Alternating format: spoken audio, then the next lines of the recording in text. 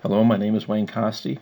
I'm going to be providing a peer review of a talk that was given at the 9/11 Perspectives Public Masterclass on the events of September 11, 2001, entitled Parallels Between the World Trade Center and the Pentagon Evidence and Why It Matters. The presentation was given at a Zurich conference. The masterclass was excellent. It provided very good background, technical analysis, and a description of institutional failures. However, the Pentagon analysis was superficial and woefully incomplete. Honegger's presentation begins with an hypothesis and develops a narrative that is effectively unsupported. Fantastical hypotheses can be a place to begin. You then need to collect supporting evidence. The collection must be comprehensive, not cherry-picking. You cannot ignore contrary facts, especially physical evidence. And you have to exhibit caution not to misinterpret what the facts actually are. In this presentation, poor research skills are exhibited. Honegger asserts there is a basis for pursuing explosive detonations as a cause of the damage at the Pentagon. This peer review will use video clips of Honegger making each point. We'll discuss each of the points raised, then provide a more comprehensive explanation. Evidence for explosive detonations is, at the very best, very, very weak, and in most cases, completely unsupported. Getting the story right about what happened at the Pentagon 9/11 is important. It is contradictory for a truth movement to advocate for truthfulness based on propagating a false, unsupported narrative. Adoption of a false narrative will prevent insightful, analytical people from signing on, create credible opposition from insightful people.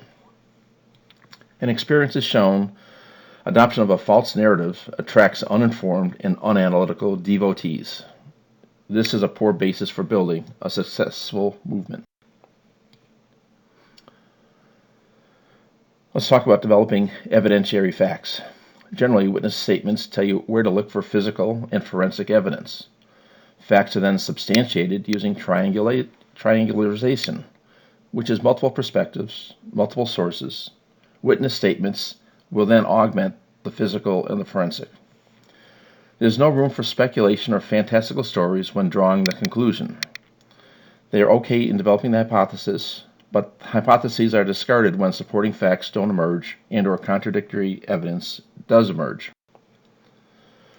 The consequences of an unscientific, unsupportable false story is that few career military officers have spoken in support of the 9/11 truth movement. Propagation of the 9/11 truth movement's prevalent No 757 at the Pentagon makes it virtually impossible for them to speak out. The U.S. military instills an esprit de corps that would need compelling evidence to overcome. For example, Sergeant Lagasse of the Pentagon Police Force said, "I swear to God, you people piss me off to no end," when talking about an alternative, someone advocating an alternative to the large plane impact. For comprehensive information about what happened on the Pentagon, I've developed a 17-chapter lecture that's available. It describes the evidence, describes the mechanics of the aircraft impact as observed by looking at the damage, describes witness observations, and discusses some of the alternative hypotheses. And you can see it at this website, 911speakout.org/Wayne Coste. This is the first topic of a dozen in the peer review. Following architects and engineers for 9/11 Truth? Question. Does architects and engineers for 9/11 Truth focus on explosives? Honegger asserts that AE 9/11 Truth focuses on explosives at the Twin Towers and Building 7. This is in fact incorrect. Architects and engineers for 9/11 Truth focuses on scientific evidence using the laws of physics. They've assembled evidence about what happened. They have a consistent application of science and engineering that leads to their demand for a new investigation, including the need to consider the use of explosives in the destruction of the 3 skyscrapers. Explosives follow from that process. Truth has been so successful because in our movement, because of its laser focus on pre-placed explosives, as you know, and incendiaries.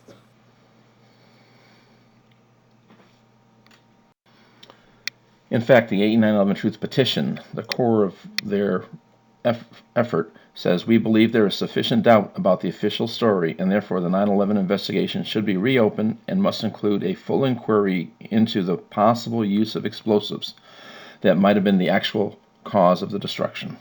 That's what they say. Topic 2. Parallels to known explosive demolitions. Comparison of post-collapse Pentagon damage is what we'll talk about next. Honegger asserts that the damage to the Pentagon parallels other buildings with damage caused by external or internal explosives. She compares the damage to the Alfred P. Murrah Federal Building in Oklahoma City immediately after the blast to the Pentagon with at least 1 week of debris removal. The Pentagon immediately after the impact is very different than Oklahoma City after the explosion. And now you're going to compare, look for your own eyes, what happened at the Pentagon on 9/11 after the attack and right after the Oklahoma City bombing. And we know that the Oklahoma City bombing was due to pre-placed bombs or explosives inside the building. The Ryder truck bomb was just the cover story.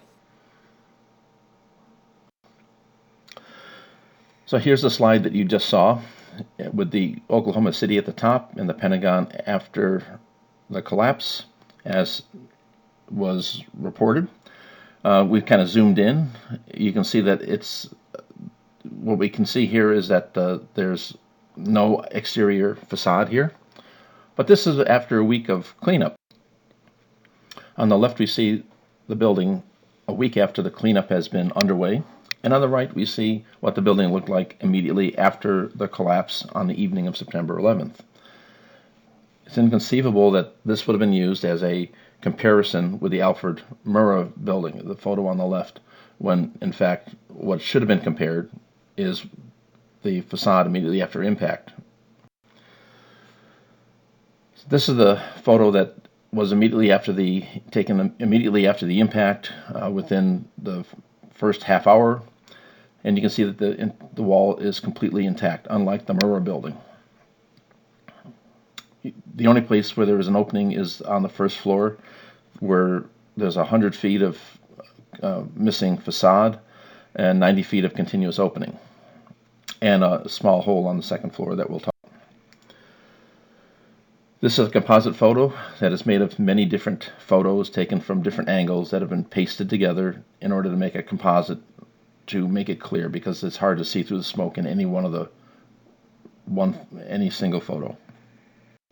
We're also going to talk about column 14AA that is hanging from the second floor, and it's actually pushed in. This photo was taken from along the plane's path into the building, and so it is leaning in the direction of the plane impact. We'll talk about this in a moment.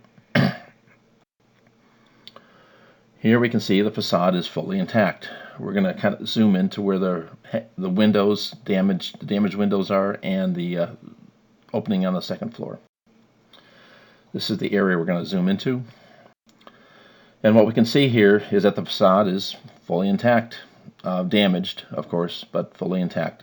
We're going to take a look at the column 14AA that was hanging, and you can see it behind the smoke. And if we change the brightness and contrast, it's a little clearer to see. There are other photos and videos from CBS that show this a little from a slightly different perspectives, but it's clearly hanging and pushed in the direction of the plane impact. Here's the Khobar Towers, similar to Oklahoma City, but certainly not similar to the Pentagon. Topic 3. There's errors about explosives in Honegger's video Behind the Smoke Curtain. Honegger recommends viewing this for more information. But Behind the Smoke Curtain has significant errors. The first third about 9/11 as a casus belli for war is good. The last third about who should be persons of interest is good. The middle third, reviewing damage at the Pentagon and drawing conclusions, is unscientific. There's lots of speculation, superficial analysis, and misstatements about what the observations actually show.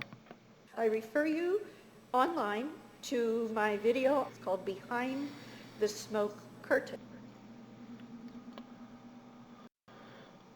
For example, at 59 minutes into this version, she says, "It is a little more difficult to see in this, but what is remaining of the columns, of the outer columns of the west wedge, are actually bowed out."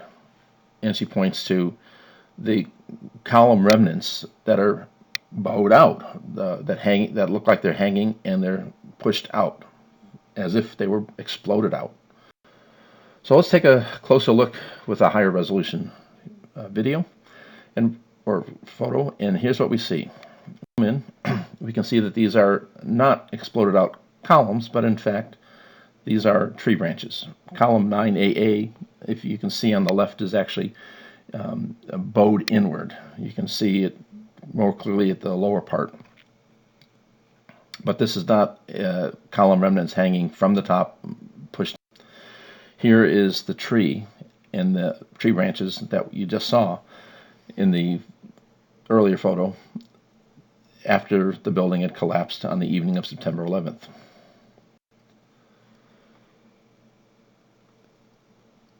At 1:37 in this version, she says the columns were bowed out and not bowed in, as they would be from an external impact of a very large, fast-flying object of great force. At 58 in this version, what is left of an external column that is bowed out, as are all of them. They are not bowed in as they would be if impacted from a massive object from the outside. So she gets the mechanics right. She just misinterprets what she's looking at. And while we're talking about this photo, let's get the altitude of the plane corrected. At the right-hand side, you see the intersection of the blue lines. That's column 18 and the second slab. The wing actually impacts at the intersection of these two, as we'll see in the next slide, not higher up. The plane was much closer to the ground. The entire left wing was significantly under the second floor slab. The right wing damaged the columns on the second floor to the right. The evidence is clear on this. What we see here is where the right wing would have hit at the intersection of the second floor slab and column 18. We also note that column 18 is leaning to the south, as it was used as a pivot point for the incoming plane having to squish in, and as the wing is getting squished towards the fuselage, the column has to get pushed away.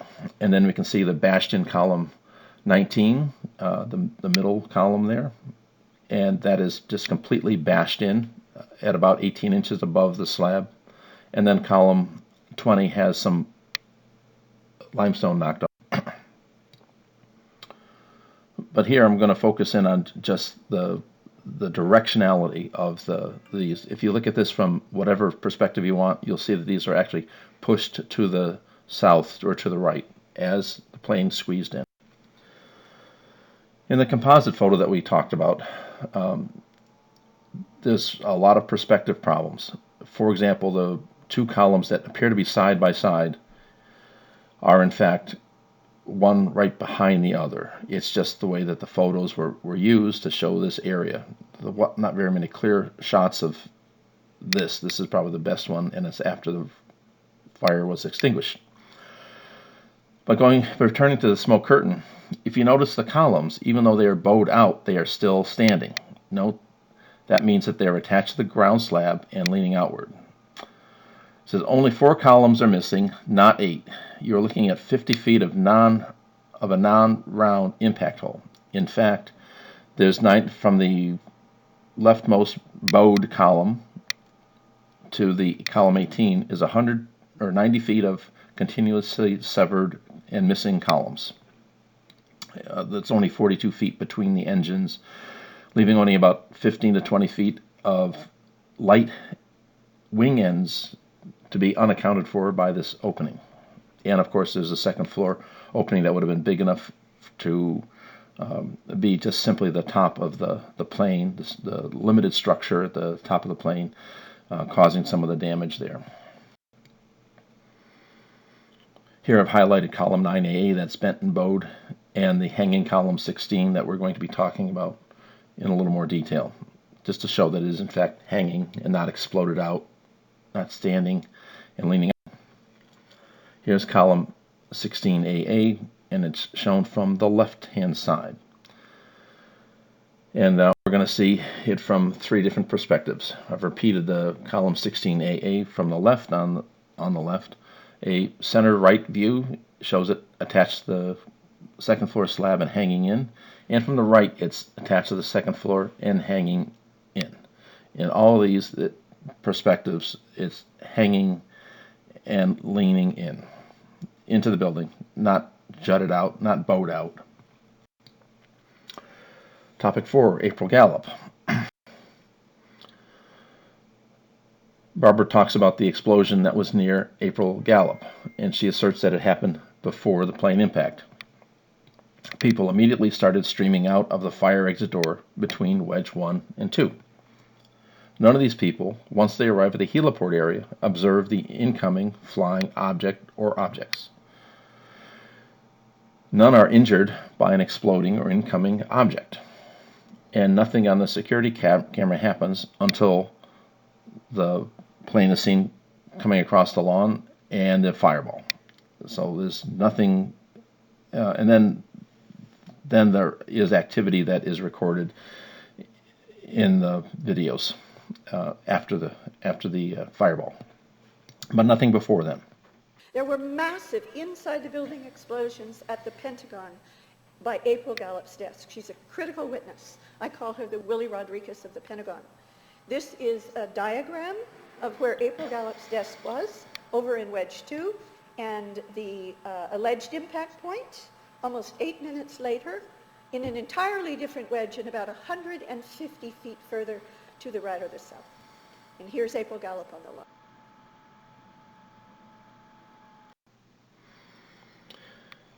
If stop clocks are evidence, this clock stopped at 9:36 and 27 seconds.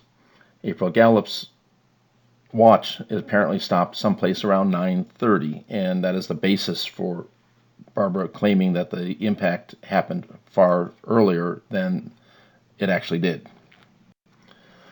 So to look at timing, we can see what Major David King says. He said he sent an email at 9:34. The email timestamps are much more definitive. They're down to milliseconds.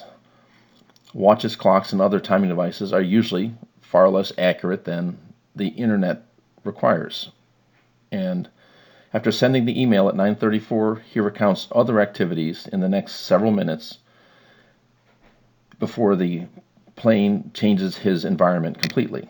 He is located in room 1D 518, which must be in the proximity where April Gallop's office was at 1E 517. And in fact, when April Gallop leaves her office, people talk about climbing down out of the window and being helped down.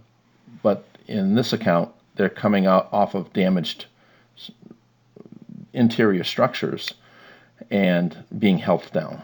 Made that clear and said the president had been told in Florida and he was returning to D.C. immediately. I said, this is an act of terrorism. They need to evacuate this building because it's a target waiting to happen. And I sent that message to him and hung the phone up to my wife. And that was, according to the email, that was 9:34.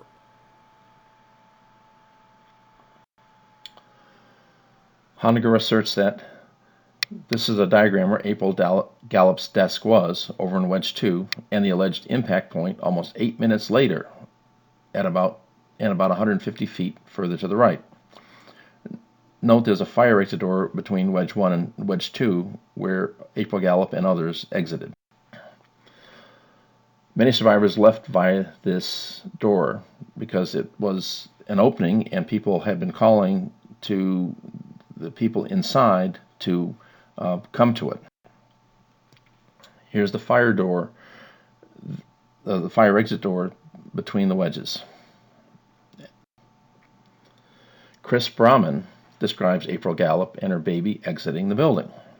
Chris Brahman encounters a woman with a baby, takes and carries the baby outside, assists April Gallop and others to the outside, recounts that Gallop was disoriented. He went right, and I went straight, and then went down the stairwell. As soon as I came out the stairwell, I encountered a DPS officer, a Department of Police officer, carrying a lady struggling with a baby. I grabbed the baby from the officer's hands. Together we ran for about 60 yards, placed the baby back in the woman's arms. And the woman kept saying, "Where's my baby? Where's my baby?" The baby was playful but wasn't making any noise. And I had realized the woman was in shock because the baby was in her arms and she had no idea where the baby was. The officer instructed me, "Go get help, go get help." As I looked up, there were hundreds looking towards that way. So let's take a look at where Major David King was. He also claims to have exited through the hole made by the airplane. His office is, as he sketched out in 1D518, is located about this location along the E-ring boundary where there would have been a wall. This is the probable location of April Gallup's office, 1E517. Nothing is actually clear just where it was, but this seems to be about the right area for it. And exiting through the impact hole is mentioned by several survivors. April Gallop, Sheila Moody, and Major David King. It appears to describe the smoke-filled area in the E-ring leading to the fire exit door where all the walls were blown down, and not between columns 8 and 18 in the exterior E-ring wall. Major David King describes walking out behind the fire truck, foam 161. Well, I looked to my rear, the wall between the D and E ring. The base of it had been knocked in and the top had been knocked out, so there was a gap across the top between the top of the wall and the ceiling. I knew that heading towards where I'd been was not an option because it was all in flames, so I went across the top and over into the E-ring. But I remember looking, I should have been coming into an office into the E-ring. There should have been a line of offices, then the hallway, then another line of offices, and then the windows out into the heliport. I was looking across smoldering piles of debris straight out the windows into the heliport. Every wall that had existed within the E-ring had been blown away. The folks, I helped some of the folks drop down from the office next door. We could look over and see through the haze and smoke the hole where the plane had plowed through, and there was somebody yelling at us, "Hey, come over this way, come over this way, this is the way out." So as a group we walked over towards the hole that the plane plowed into and got out that way. Walked out, and the first thing I remember seeing is the fire truck on fire. Foam 161. So this is where his office was when he was able to get out over the wall and look out. This is the area of the blown away office area, petitions, office walls, things like that, where they ultimately walked out through. And here are I've highlighted the fire truck foam 161 at the bottom, and there's burning cars. Had he come out through the opening, the first thing he would have encountered, besides all the tree branches that were still burning, would have been the burning cars, but instead he walked out behind the fire truck so that shows that he was coming out the fire exit door. Sheila Moody also said, "I walked out of the hole that had been left by the plane." Note that Chris Brahman returned into the building and helped others, including Sheila Moody, exit the Pentagon. She recounts, "I walked out of the hole that I guess had been left by the plane. Moody, King, Brahman, and others exited through the hole in the office area, the blown down walls, and through the fire doors." And I could hear the sound of a fire extinguisher. And I looked up, and just for a split second through the smoke, I could see the silhouette of a figure, something moving. And and they were putting out, whoever it was putting out the fire. They were coming in my direction, and they were putting out the fire. I stepped over some debris and reached out through the smoke, and there was a hand reaching back, and he grabbed me, and he pulled me, and he led me out, and he led me outside. And my first thought when I was able to get outside of the building and see daylight is that I'm alive. God, I don't believe it. I thank God I'm alive. And I walked out of the hole, like I guess that had been left by the plane, that this brave person came in and looking to see if there was anyone alive in the office, if anyone there that they could help. But my rescuer is Sergeant Christopher Brayman. Topic 5. Smell of cordite. Honegger selected a quote from General Hugh Shelton about the smell of cordite. Note that the Pentagon event occurred at 9:37 a.m. General Shelton arrived in late afternoon, 4:30ish, approximately 7 hours after the event. The Pentagon still actively burning with lots of smoke from combustion of various types of materials. The smell of a particular explosive from a hypothesized initial explosion 7 hours earlier would have been impossible to discern at such a late time. There were wide reports of explosions and explosives throughout the entire Pentagon chain of command, starting with the chairman of the Joint Chiefs of Staff, the highest ranking active duty military officer in the United States military. He said the smell of cordite was overwhelming. This is in his autobiography, without hesitation. So General Shelton arrives late afternoon around 4:30. Sergeant Harry Boyd describes a meeting with him. They meet in the Pentagon Center courtyard. Lieutenant Colonel Phillips advises Shelton against proceeding into the damaged area because of toxic fumes and the building being unsafe. And when I got back to the office, it was about 4:30. The colonel met me there, and that's when my day started over again. At that point, Colonel Phillips and we went up to the center court, and I explained to him about Captain LeMay and some of the other people I'd seen. We were going to try to hook up with those people and see what we could do as a group together. But that wasn't to be. Captain LeMay and I, after we got separated, going out to the stretcher detail, I never saw him anymore that day, nor did I see Colonel Erkenbrock or Colonel Huntley. But when we got out to the center court, I remember General Shelton, Chairman Joint Chiefs of Staff, was coming through trying to gain entry to the area that we were at. And I told the colonel, it wouldn't be good for him to be going in that area because of the toxic fumes and stuff that I had already experienced, and the building not being safe to enter. So the colonel at that point went up to General Shelton and told him that he advised against him entering the building. And if you were in the military, you understand what it'd be like. At that point, Colonel Phillips was a lieutenant colonel walking up to a 4-star general and basically saying, you don't want to go on that side of the building. And I remember General Shelton put his hand on his shoulder, said the colonel was in charge, and moved out with his entourage.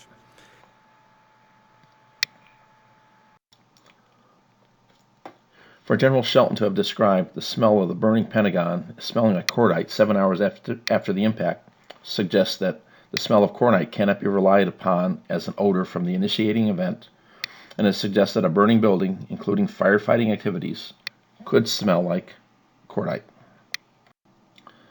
Topic 6. Witnesses to primary explosions inside the Pentagon. Honegger's primary witnesses rely solely on auditory inferences. Many people use the word explosion to describe the initiating event. Explosion, however, is a very imprecise term.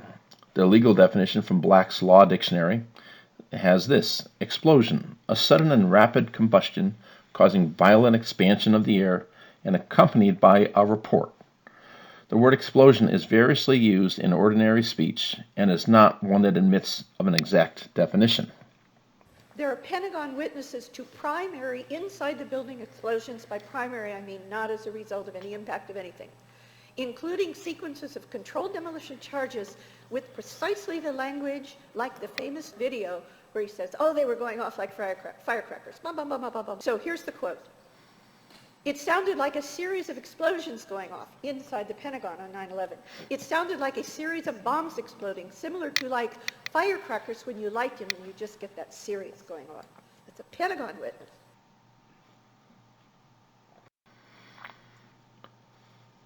Numerous descriptions of the sound of the initiating event include crunch, crash, and explosion. Witness statements only tell an investigator where to look for corroborating physical evidence. Statements are unreliable as primary evidence based on just their statements.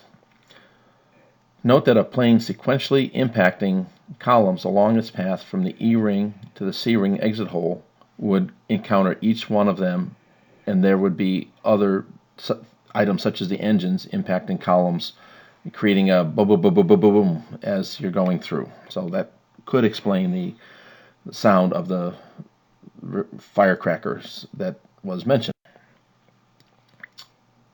But in account number 1, McEwen, who was just referenced, said that she heard a roaring crescendo of sound, and the roar became louder. Well, explosions are there, and then they don't start and get louder. In account number 2, as time progressed, the shaking of the building got violent.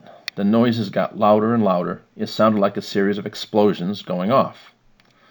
Similar to firecrackers, when you light them and you get this series going off, but they got very loud and very extensive, and they didn't happen all at once. Major David King says, "Why isn't my head ringing?" He says that he's an old demo sergeant and immediately thought there had been a truck bomb. He asked himself, why isn't my head ringing? Should have been a big explosion. When all of a sudden the room burst into flames.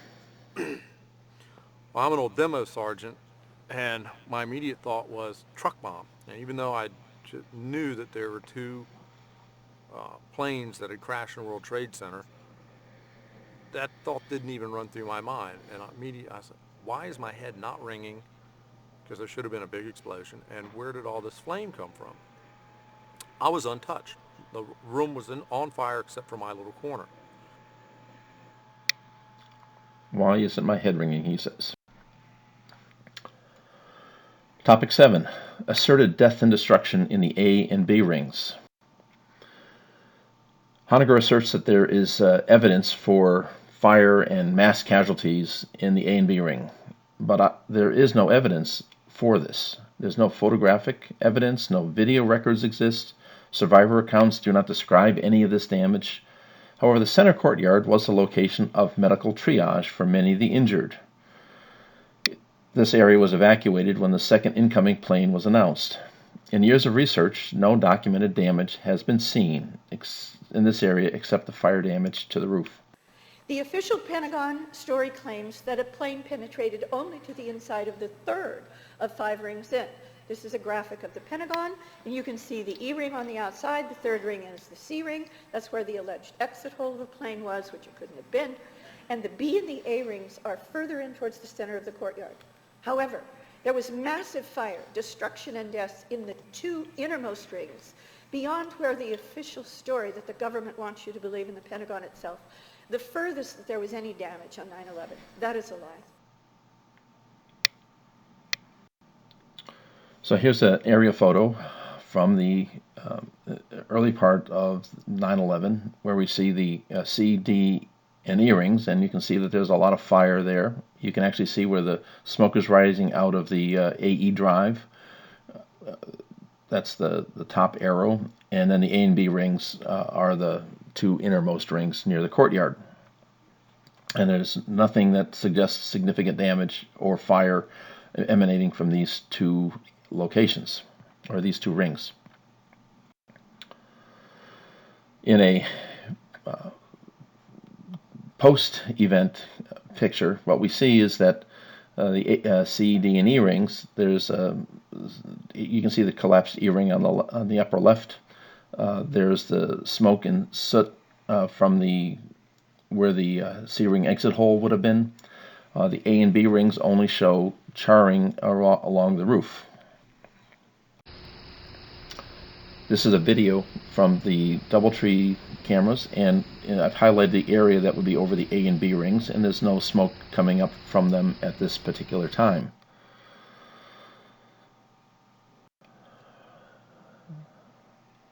There are many accounts of people exiting to the courtyard, fleeing the fire in the E, D, and C rings. In order to get to the central courtyard, they have to go through the A and B rings. There are no accounts of fire or explosive devastation in that area. The corridors through the A and B rings were just smoke-filled. Fire doors closed, making transit into the courtyard difficult after the first few minutes. The center courtyard was a triage point where many injured were taken, not the place where they were injured. David Tartino travels from the impact area to the center courtyard. He frees a trapped victim in the E-ring, Daryl Henson.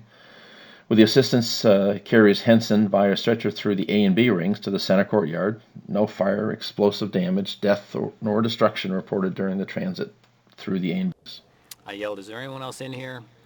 I didn't hear anything, so I lowered the debris and made my own way out. It wasn't a minute before that whole area collapsed in smoke and flame and the roof caved in, so we knew we'd gotten him out just in time. I took him to the center of the courtyard where some of the Pentagon medical personnel were starting to set up some triage and receiving stations, and I helped get some IV started and oxygen started on Mr. Henson, get him stabilized. I checked the other injured patients there. There were about 5 at that time. He was the worst off. So no damage encountered on the way from the C-ring exit area, C-ring area to the through the A and B rings to the courtyard. John Baxter travels from the impact area to the center courtyard. He initially helps injured in the impact area, describes walking through the corridor from the impact area down the steps into the courtyard. He helps establish a medical triage area in that central courtyard. We went back down the stairwell and went out into the courtyard. There we found a number of patients with various types of injuries, some of whom had been seen initially, some of whom had not, and we began the process of triaging and treating those patients. I was working on one patient when runners ran into the courtyard saying there was an inbound aircraft. Paul Lorette travels from the impact area to the center corridor also. He carried a victim out of the impact area, traveled through the A and B rings in corridor 4. No accounts of fire, explosive damage, death, or destruction was reported during his transit to the courtyard. He assisted with the medical triage in the courtyard. I grabbed the victim and threw him on the stretcher, which we had waiting outside, and myself and 3 other people carried the victim out the 4th corridor out into the courtyard. And that was our medical collection point at the time. And also after I got outside, I saw Colonel Baxter, our team, went back and got together with them. And at that point, I came back to where toward the 4th corridor where they had another victim staggering out, so I went in there and helped him come outside. And at that point, we got the word that there was another plane coming.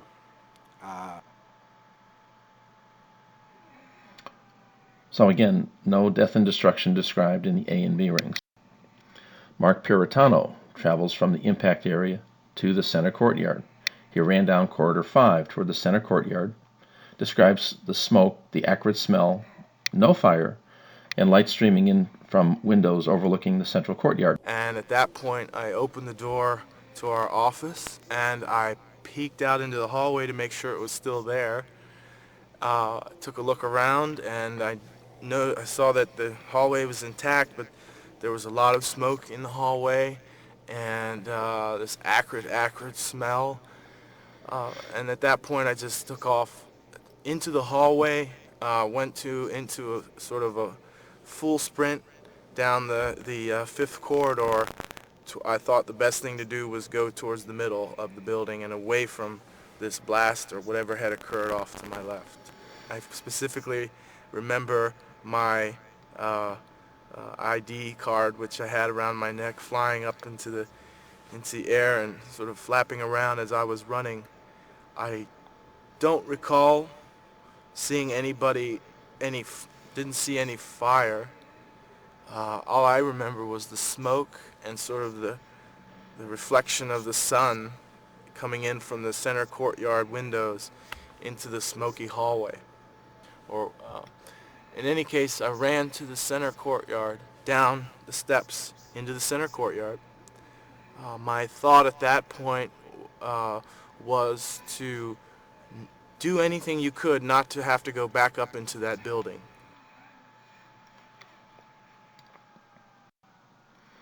Tom Cleary also travels through the offices in the B to A ring. He encounters Lieutenant Birdwell, who was severely burned, carries him through Corridor 4, encountered closed fire doors in the B ring, had to travel through offices to get into the A ring, then able to get into the center courtyard. Again, no fire, explosive damage, death nor destruction reported during his transit through the A and B rings. We stayed there for a couple minutes and then we moved back into the fourth corridor. And that's when Lieutenant Colonel Brian Birdwell came stumbling down in front of us and collapsed literally in front of us. And he literally came out of the smoke and collapsed in front of us. We went to administer, whatever first aid we could. Of course, not realizing that most of his burns were on his back, so when we picked him up, he passed out again from the shock and the pain. We carried him out to the B ring of the wedge of that corridor and found that they had newly installed fire doors that had dropped down to obviously limit the spread of the smoke and fire. So we were a little bit bewildered on where to go, and we cut a left into the B ring offices and made our way around and ended up in the A ring. And once we got out there and realized that we had gotten Brian Birdwell to a triage station for some medics that started to flow back in to administer aid to him. So it appears that the massive death and destruction that had been reported by Honegger was in fact the triage point for all these people to have been accumulated at, and not the originating source of the physical damage to these personnel. Topic 8. Windows bowed out. Upon the plane impact, the windows first bowed out. Honegger asserts the bowed out windows are due to massive internal detonations. Many survivors describe winds inside the Pentagon immediately following the impact. But explosions do not create winds. Detonations are very fast chemical reactions designed to do local damage, relatively low energy, but released very fast. Also, the outer E-ring windows. Inside the building, witnesses who survived the attack, those windows first bowed outwards from an internal pressure wave, then came back in. And you can actually see the result of this here. If you look carefully, these windows, all of this internal office debris is being forced out of the windows from the inside pressure wave out. Well, let's take a look at this photo here just for a second. The windows on the right are still intact. Those are the 2-ton blast-resistant windows in Wedge 1. Then you have the fire exit door where the firemen are gathered around. And on the left-hand side, you have the old wood frame windows that had not yet been replaced in Wedge 2, and they are what have been blown out. So air was rammed into the Pentagon from a variety of sources. Air immediately preceding the plane, inserting the volume of the air of the plane itself into the Pentagon, basically only on the first floor, trailing air mass that followed the plane, and additional air pressure from an evolving fireball. The rammed-in air needed someplace to go. Numerous accounts of winds were reported within the building. And then again, explosions do not create winds, they create blast waves. So as a plane comes in, the rammed in air has to go someplace, and it would be going out through the windows. It would be going out through blown out doors, through the punch out hole in the left hand side, and causing a lot of internal walls to get knocked down. C.C. Mayhew says, and probably a second later we heard this noise going through the corridor. It sounded like a storm, like a wind was very strong, and to the point that it just slammed doors open. And then at the same time it felt like a vacuum because you could hear the winds going through or the noise going through, and at the same time it opened the door. You hear the suction noise. Sheila Moody. That helipad was right outside my office window. And then she walked away, and not 10 seconds after she walked away from my desk, there was a whistling sound. You could hear the sound like a whistle, and then there was a rumble and a large gush of air and a fireball that came into the office and just blew everything all over the place and knocked us over. It didn't knock me out. It didn't knock me down. It just kind of blew my chair back, and there were flames everywhere. It was probably maybe 8, 9, 10 seconds after she walked away from my cubicle that a loud explosion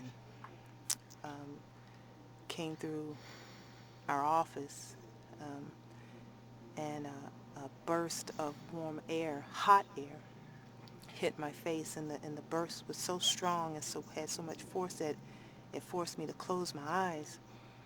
And the very first thought that went through my mind was, what kind of a place is this?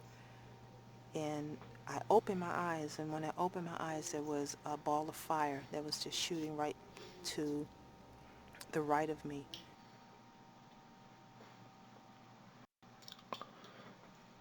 Colonel Mark Perrigan. He was in 1D 536. Just as we began to lean over my conference table within my office, we felt a tremendous pressure. It was like a tremendous concussion, a thud. It wasn't great. It wasn't a great loud sound, but the sound of a loud thud, and immediately we were both knocked to the ground. The lights went out, debris came falling down from the ceilings. All the walls within my office came down, or blown down on top of us. Because she had been blown through the wall behind her into the general's office, actually through the wall, her office, her actual desk and chair were now located in what was the general's office, because his walls had been blown down. Not exploded down, blown down. David Irwin. He was giving me some last-minute instructions close to the door of his office when I heard a loud, I guess whooshing noise, a movement of air, a kind of background roar. We saw the wall starting to come in towards us, and his chalkboard, dry chalkboard. I remember putting my right arm out to try to block the board because it didn't fly at us immediately. It seemed like it was moving very slowly, and then the force of it knocked me to the ground. The next thing I remember, I'm lying on my back. Lieutenant Colonel Isabel Slipher. Coupled with that, and even before the flash, was this freight train sound. And when I hear people report on giving explanations of how a tornado sounds, well, I heard the freight train sound with a mammoth whoosh at the same time. Major John Lewis Thurman. And when the explosion happened, it, to me, seemed in two parts, a kind of percussion whoosh and a crunching sound. I definitely remember it just seemed like suddenly there was a huge wind and a whooshing and a crunch sound, at which time my chair, which was one of those ergonomically correct padded chairs you get in all these positions, went flying against the backside of my cubicle. Jerry Klitzhaber. He describes the area between the B and the C rings as a wind tunnel. Klitzhaber's office overlooks the AE drive between the B and the C rings. He observed debris raining down after impact outside his window, describes material and hot gases flowing out of the C ring exit hole, creating a wind tunnel effect. I'm going to stand up and continue my conversation with an office mate on who the likely suspects were in New York. And just as I was about to stand up in my desk, or in my chair rather, the plane impacted the outside of the Pentagon and nearly sent me sprawling onto the floor. It was just a tremendous explosion, and I could feel the shock wave come through the building. and dirt and rocks and debris of all sorts was flying outside my window, because my window bordered just between the B and the C ring, and the impact of the plane broke through the C ring, and all the hot air and gases and inertia from the plane as it blew out through the C ring turned the inner space between the B and the C ring into what sounded like a wind tunnel. After that happened, we didn't waste any time in evacuating our office and getting out of the building. And they moved everyone out into the center courtyard, where we took accountability, trying to make sure we had everyone. Victor Correa, he was knocked down. There was an impact that rushed a gush of wind through our area, pushed him down onto the floor. Major John Jessup, who in our conversation, he made the statement, you know, sir, this could happen to us because it would be totally unexpected. He hadn't finished getting those words out of his mouth when all of a sudden we were hit. And at that time I didn't know it was an aircraft. And there was a full impact that just rushed a gush of wind right through our area. I found myself in the floor. I assumed that I flew because I was several feet from where I was standing. Mark Puritano feels the air blow past my head. He recounts, "What I really remember is the air wave that went over my head was unlike anything I had ever experienced before. I'm in the military. I've been around loud explosions and concussion grenades, but I've never experienced anything like this. I could physically feel the air blow past my head." At that point, I was standing watching the television. To my left was my colleague Stephanie. There were some other folks in the back part of the office, and at that point I heard what I can just describe as a tremendous explosion.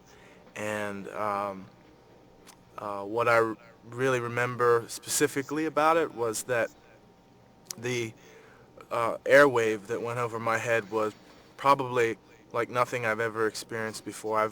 I am in the military as well. Even though I'm a civilian, I'm in the Army Reserve, and I've spent some time on active duty.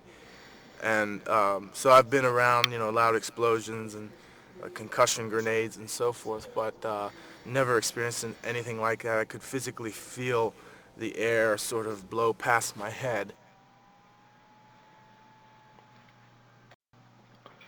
Topic 9, molten concrete.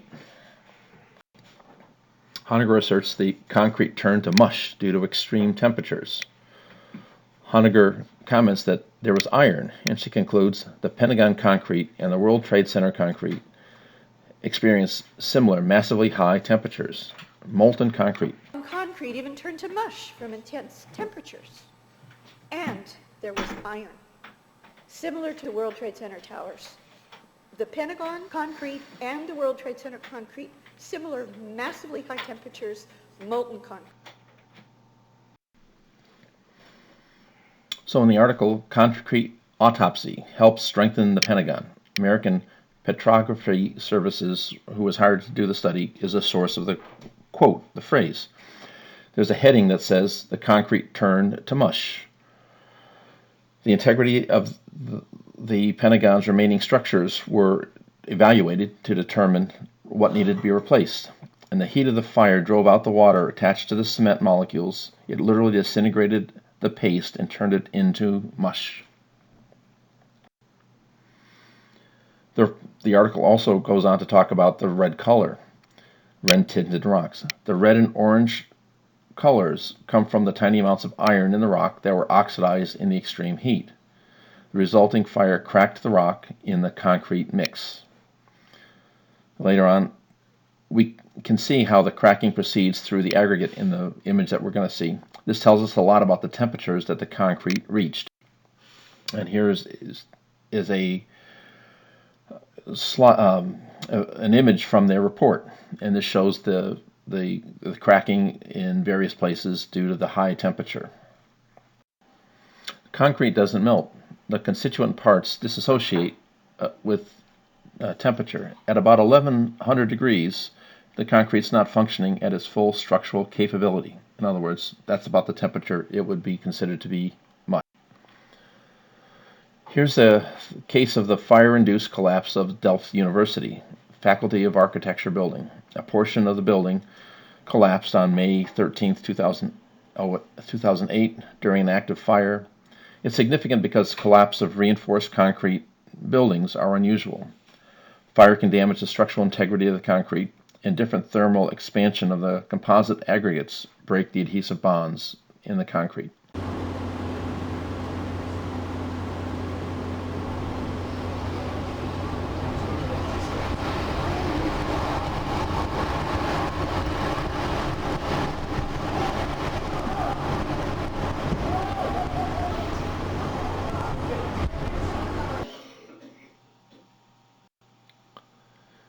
The ASC report about the Pentagon estimates temperatures of the concrete. It says all 4 samples sustained thermal damage in the form of longitudinal cracks and corner spalling. The maximum ambient temperatures at these locations might have reached 1700 degrees. They also say that this fire caused serious spalling of the reinforced concrete frame only in a few small isolated areas on the first and second stories. Subsequent petrographic examination showed more widespread heat damage to the concrete, and therefore it had to be replaced, that whole section of the Topic 10. Internal explosive detonations.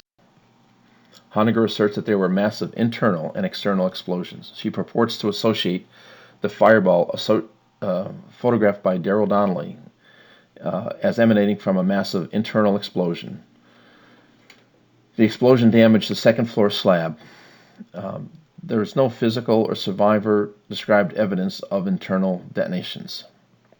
Explosions, as a undefined word, yes, but detonations, there's no evidence for that. There were inside explosions and outside explosions. So these are just other examples of massive inside and outside the building explosions. This one is extremely important.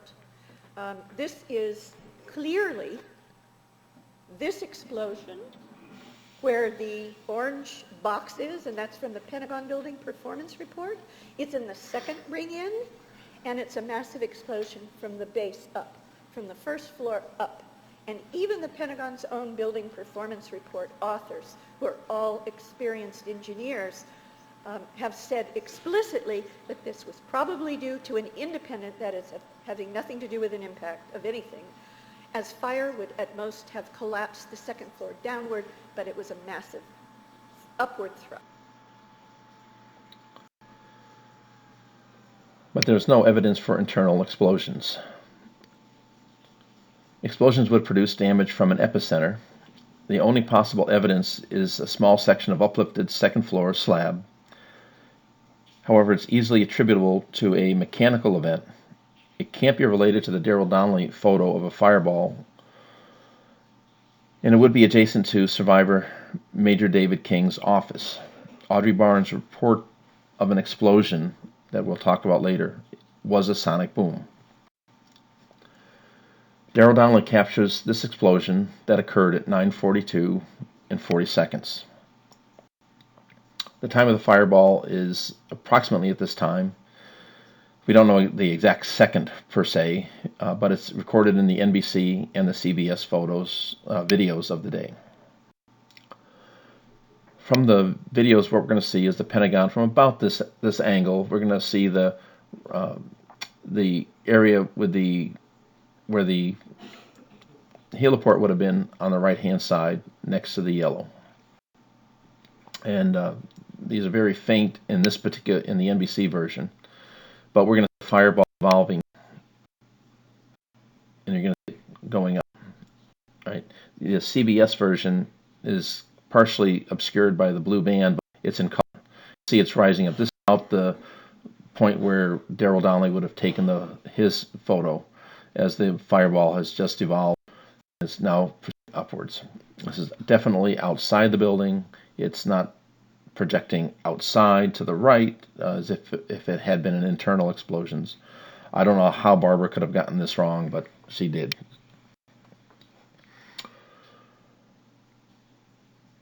So looking at the uplifted second floor slab, there were two primary areas where the beams and the slabs of the second floor were damaged by impact.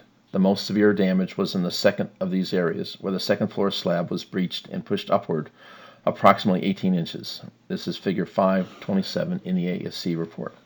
In other panels in these regions, slab cracks were relatively closely spaced, 6 to 8 inches, in ring and radial patterns.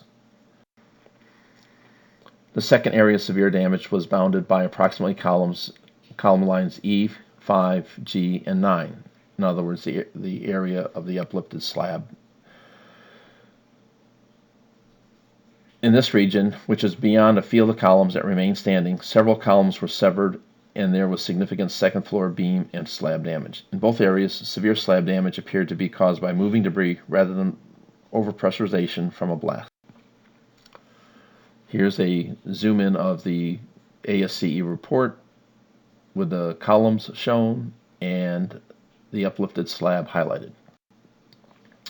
This is the location where Major David King was located, and we've got a couple other columns highlighted here on the right hand side, 11E, 11D, 9C, and 9B. We're going to see those in photographs, and just to the left of it will be this area where the detonation should have been if there was one, and there doesn't seem to be any. This is the second floor slab from the ASCE report. Possibly it was hit by a swinging column 7E from below, as many columns were attached to the roof and they could have swung up even and whacked it. But the exact mechanism is only speculation. Here's a close-up of it, and it shows that that it's been uplifted and cracked in a middle, not any place else. Does there appear to be any significant damage due to cracks, things like that? And none of the column damage shows a blast epicenter. Damage from explosive detonations of any significance would have created damage to the columns from an area emanating outward and pushed the columns in different directions from that epicenter. But the columns in the damaged path exhibit damage only from a single direction. They're knocked down, severed and hanging, bent. The ASC report says the orientations of the distorted columns and the columns that were severed all indicated a common direction for the loads that caused the damage. Here's an image from their report, and it shows the directions of the knocked down columns, the bent and bowed, and they're all coming from the same direction. This can be seen in the directionality of the columns in interior photos. And here again are the 11D, 11E, 9C, and 9B columns. And they're bowed. And then you can see those same columns here. Bent and bowed, all in the same direction. Everything's pushed to the left. And just to the left of this particular image is where the second floor uplifted slab would have been. So there should have been blast damage from the left to the right had there been an epicenter underneath it.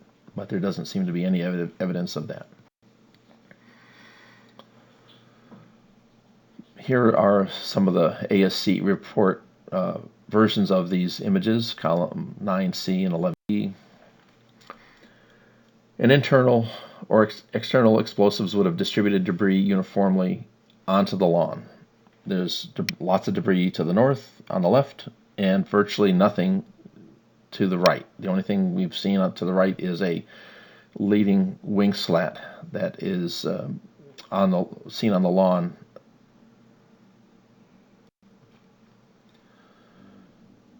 In the A&E drive, we see the directionality of the debris is at about a 52-degree angle. Had there been internal explosions, the debris would have been not along the directionality of the plane impact, but uniformly in all directions outward. And that's not what we observe in the recorded debris.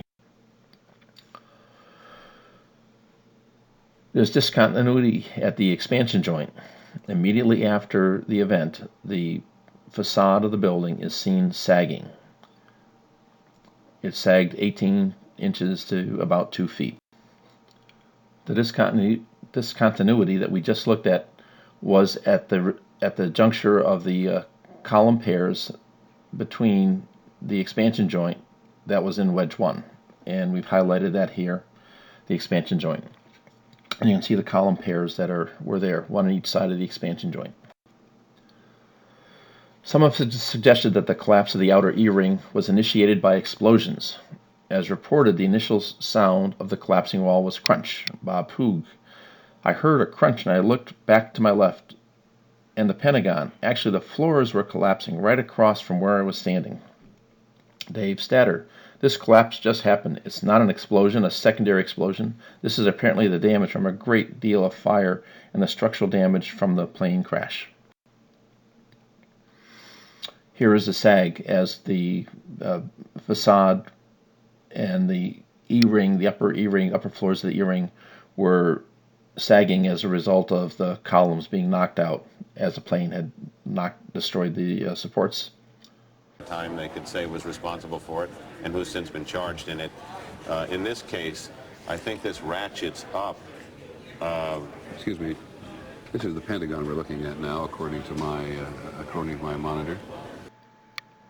And you can actually hear some of the wall coming down and the initiating part of that in this particular video. Well, first of all, let's check in with Dave Statter at the Pentagon. Dave? It collapsed right now. As you can see, I assume you're taking our picture. I do not have a monitor, but right now we just had a middle section here of the E-ring of the Pentagon collapse from the amount of fire and destruction from this. So now you have a gaping hole on the west side of the Pentagon here at Washington Boulevard, and this collapse just happened. It was not an explosion, a secondary explosion. This apparently the damage from the great deal of fire and the structural damage from the plane crash. Topic 11. Massive explosion preceding the collapse of the E-ring wall. Honegger asserts an explosion occurred immediately preceding the collapse of the outer E-ring. There was a live broadcast of a boom at 10:10 and 3 seconds. The collapse was 4 minutes after this boom. The boom is now widely documented to be a sonic boom.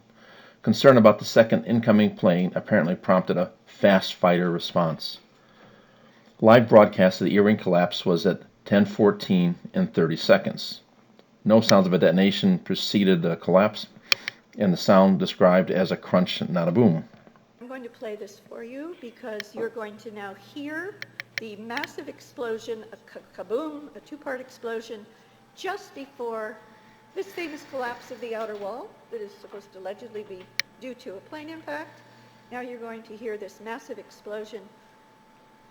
And once again, on the left-hand side of your screen, you are looking at the Tower 2, the first one. This is all New York now. Michael, if you can hear me, we just heard another explosion down at the Pentagon building. We just heard another loud explosion down at the Pentagon building just seconds ago. That's our Audrey Barnes, who is standing nearby the Pentagon, saying they heard a second explosion. Audrey, did you see anything, since these other attacks have been aerial, did you see anything flying overhead just before this explosion? We can't see exactly where the source of the explosion was, but you could hear it very clearly with a loud boom. And I'm looking for another plume of smoke. I don't see anything right now. It might be still in that same general area where the fire is burning right now, but you could clearly hear another loud explosion.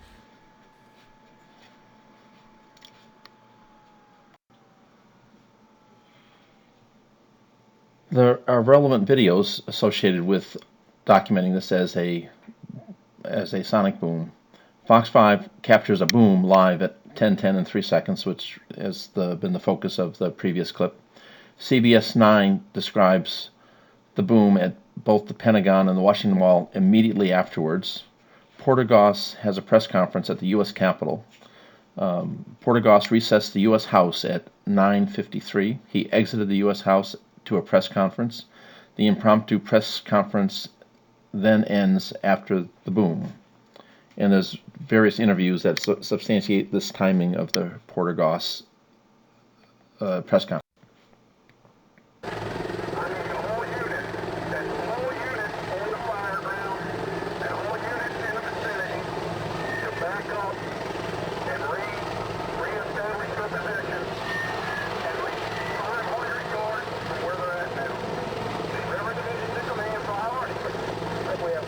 Collapse So there was no sound of detonation. You can hear the collapsing wall in the background, and there's no boom that preceded it. A sonic boom was heard in the Porter Goss press conference outside the Capitol. Previously, the timing of the press conference was not known exactly. Many people have erroneously asserted that it was the impact that caused the initial event at the Pentagon. Now we have time-stamped newscasts that have captured the boom and established the time. Still, it's asserted by some to be a detonation.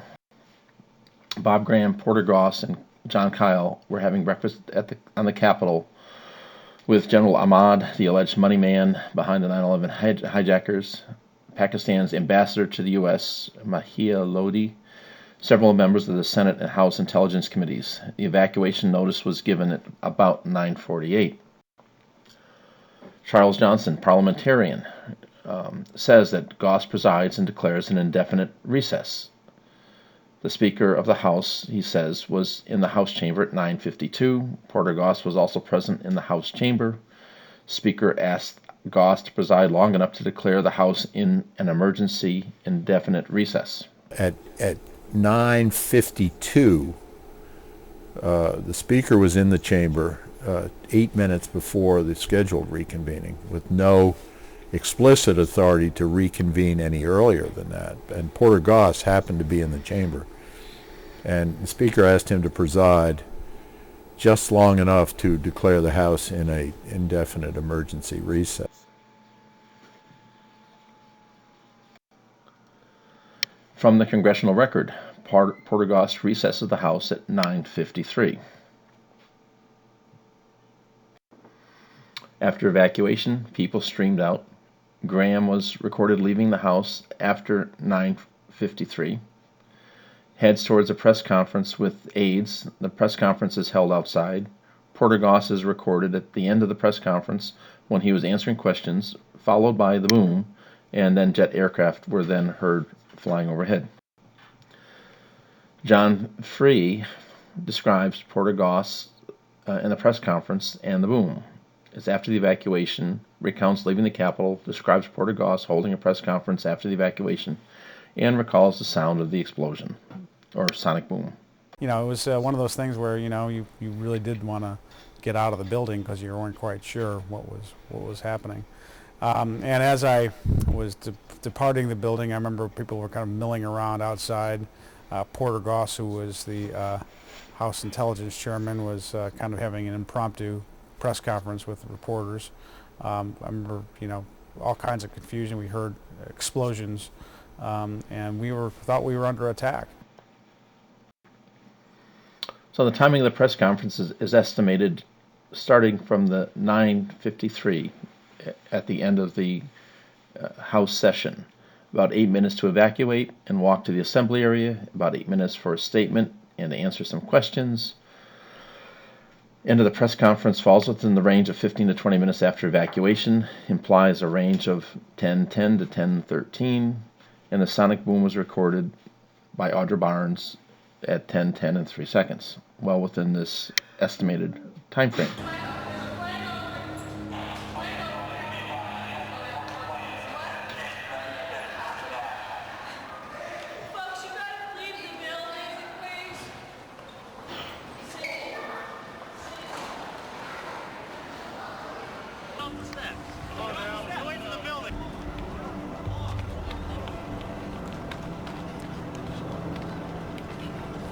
I can't take this. I'm going.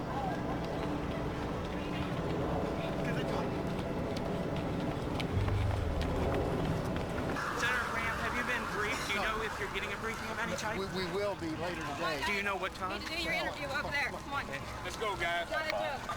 Stay with me. I got it.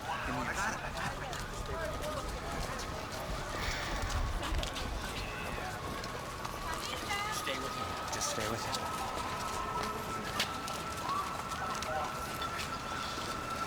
I would move farther away from the building than we are right now. Do we have any? They said there was a plane heading this way. I don't want to be this close. Let's go. Have U.S. plans taken into account the use of a plane in a terrorist attack and Generally, what would the country do? Well, I'm not going to tell you the specifics of that. The answer to your question is yes. We have considered that. This is not a new idea, and we have created some defenses against that. As you can tell, as we speak, there's still things going on, and I would definitely suggest that we be very alert. Thank you, Mr. Chairman. Thank you, sir. I think it might be a good idea if we got out of this crowd Hey, John, situation. Boyd, did you hear that? Let's go back to Dave, who is at the Pentagon site. Dave? Hey, I just heard another explosion of some sort. Now, it could be a secondary explosion here from something happening, but we just heard a loud pop just as you were coming to me. It seemed to be on the east of here. I can't tell what it is. It might be something that's secondary to this because we had a number of small explosions after the fire occurred. Again, I can't tell you much more other than a loud pop just a few minutes ago that seemed a little bit different than the ones we heard earlier, which were on the outside here that could have been tires or something else. Let's go to Frank Herzog, who is near one of the most visible monuments in the city, the Washington Monument. Frank, what do you see? What do you hear? I'm on the west grounds of the Washington Monument. The area has been completely evacuated by Park Police, and I think I could answer Dave Statter's question about that secondary explosion. Yes. It wasn't an explosion. That was the sonic boom of jet fighters that were scrambled out of Andrews Air Force Base, we believe. They just circled the Washington area, flying from the east out to the west, and they were in a hurry, and they were high up in the air. So jet fighters, at least one, possibly two, were scrambled, probably as a precautionary measure. Needless to say, downtown Washington, D.C., except for the vehicular traffic, which is bumper to bumper, the rest of the city has been shut down. It looks like a Sunday morning here. The mall is absolutely empty. Park Police came through about 10 minutes ago, evacuated the entire area, and told tourists to go somewhere else. But I can tell you right now that at least one, if not two, jet fighters have been scrambled. They are patrolling the skies over Washington. These are the same boom. The boom and the three clips must be the same. Cannot be a local explosion. Corroborated to occur at the same time by Fox 5 and CBS 9. To be an explosion heard in both locations, it would require an absolutely enormous blast. Sound would have had a different character and echo. There's other counts of sonic booms. Georgia Mon. When I went outside, we were standing up here watching down there, watching it burn. I'm watching the sky and hear these two sonic booms. And I said, oh God, here they come. Major Craig Collier. While moving, we heard a sonic boom, and moments later, an F-16 buzzed the Pentagon. We wonder if we were about to witness an American fighter shoot down a civilian passenger aircraft before our eyes. However, consistent with the 1010, Air Force officers note a sonic boom. Mark Puritano gets a ride in a car with two Air Force officers and recounts sounds of explosions while driving in Alexandria, about 3 miles south of the Pentagon. And an Air Force officer said, wow, that sounds like a sonic boom. That's not another explosion. That's a sonic boom. There must be fighters scrambled into the air. I literally waved down another car. Fortunately, it was the passengers were a couple of I think a civilian and two Air Force officers, and they asked us where we needed to go, and we told them we needed to go to Alexandria, and they said they were going that way as well. And but anyway, another thing that I remember was another sound of sort of an explosion as we were driving through Arlington and Alexandria. But the Air Force officer told us, "Wow, that sounds like a sonic boom. That's not another explosion. That's a sonic boom, and there must be fighters that are scrambled into the air." Topic 12, the overall conclusions to this peer review.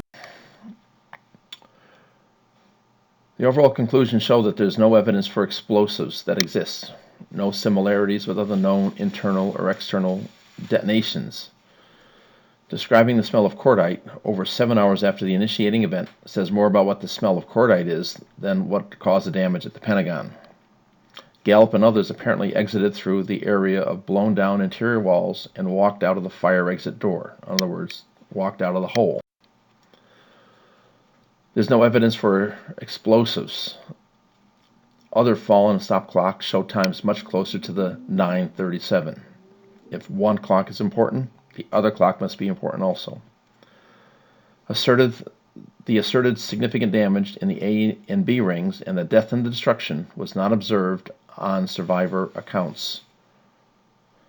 Windows that bow out and then bow in is a sign of rammed-in air winds, not detonations.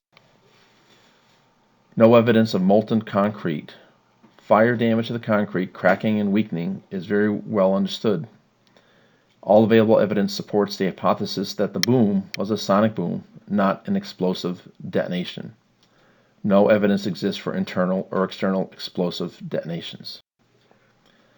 If there are any questions, feel free to contact me. Thank you.